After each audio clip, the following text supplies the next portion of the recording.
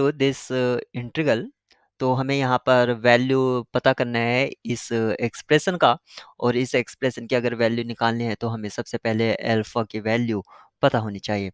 Alpha की value निकालने के लिए हमें इस इंटीग्रल को सॉल्व करना होगा, और ये जो इंटीग्रल दे रखा है यहाँ पर π/6 से π/3 sin t plus cos t upon sin 2t।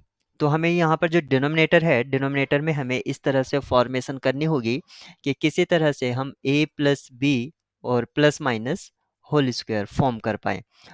इसको करने से आखिर होगा क्या, एक्चुअली मैं चाहता हूँ कि जो न्यूमरेटर पार्ट है वो किसी तरह से सब्सटीट्यूट हो जाए, और मैं एक इस तरह का एक्सप्रेशन 1/√1 - x² टाइप का एक्सप्रेशन मुझे मिल जाए, तो मैं इसको इजीली इसका इंटीग्रेशन में जानता हूँ।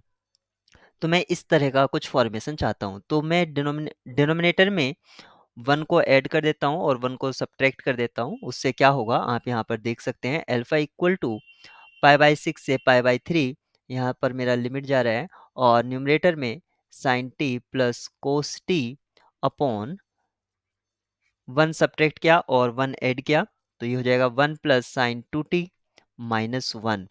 अब हम जानते हैं ट्रिग्नोमेट्रिक आइडेंटिटी को यूज करेंगे, तो न्यूमरेटर में हो जाएगा sine t plus cos t upon, यहाँ पर मैंने ट्रिग्नोमेट्रिक आइडेंटिटी यूज करी 1 माइनस साइन 2t।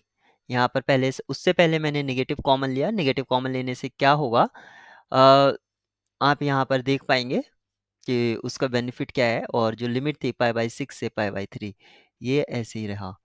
अब यहाँ पर न्यूमरेटर में है sin t plus cos t, और डिनोमिनेटर में हुआ 1 माइनस, और इसको मैं लिख सकता हूँ sin square t plus cos square t minus 2 sin t कोस t। ये मेरा डिनोमिनेटर पार्ट है। अब आप यहाँ पर जो लिमिट है वो सेम चल रही है, मैं लिमिट को बार बार नहीं लिख रहा हूँ, तो जो लोअर लिमिट है उसके लिए और जो अपर लिमिट है मैंने डैश पुट कर दिया है। यहाँ पर लिमिट फिर से सेम रहेंगी, और यहाँ पर आप देख सकते हैं जो न्यूमरेटर पार्ट है sin t plus cos t, और डिनोमिनेटर में आपका जो एक्सप्रेशन है वो कुछ इस तरह से फॉर्म हो रहा है 1 minus sine t minus cos t का होल स्क्वायर। अगर मैं यहाँ पर sine t minus cos t को लेट कर लेता हूँ, तो मेरा जो न्यूमरेटर पार्ट है वो सब्सटीट्यूट हो जाएगा। कैसे, मैं लेट करता हूँ sine t minus cos t equal to x, ये मैंने लेट किया, तो यहाँ से मिलेगा, इसका डिफ्रेंशिएट करेंगे जब कोस टी, और ये हो जाएगा plus sine t d t equal to d x. अब मैं इसको सब्सटीट्यूट कर दूंगा, तो जो मेरा इंटीग्रल होगा वो हो जाएगा D x over 1 minus x square, और जो मेरी लिमिट होंगी, लिमिट क्या होगी, तो मेरी जो लोअर लिमिट होगी 1 - √3 अपॉन 2, और अपर लिमिट होगी √3 - 1 अपॉन 2। मेरी ये न्यू लिमिट है। तो अब मुझे ये जो इंटीग्रल है इसको सॉल्व करना होगा ताकि मुझे अल्फा की वैल्यू मिल पाए, और इसका जो इंटीग्रल होता है डी एक्स